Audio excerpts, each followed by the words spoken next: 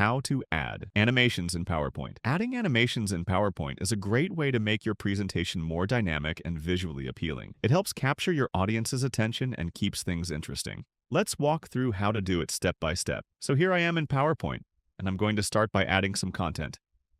First, let's type a title. For example, The Lovely Parrot. I'll go ahead and bold it and maybe change the font to something that stands out. Let's say this one here. Now let's animate the title and a video in the slide. Step 1. Animate the title. Click on the title text box to select it. Then go to the Animations tab at the top of the screen. Here you'll see a variety of animation styles you can apply. Let's choose a simple entrance animation. For example, fade. You'll see the animation is now added to your title. Step 2. Animate the video next. Let's do the same for the video element.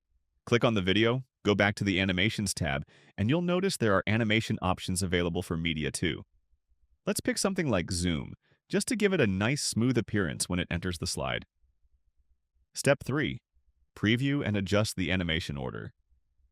To see how everything looks, click Preview. You'll notice both the title and the video now have animations. But maybe you want the title to appear before the video. That's easy to adjust. Just open the animation pane on the right side and you'll see a list of all your animations.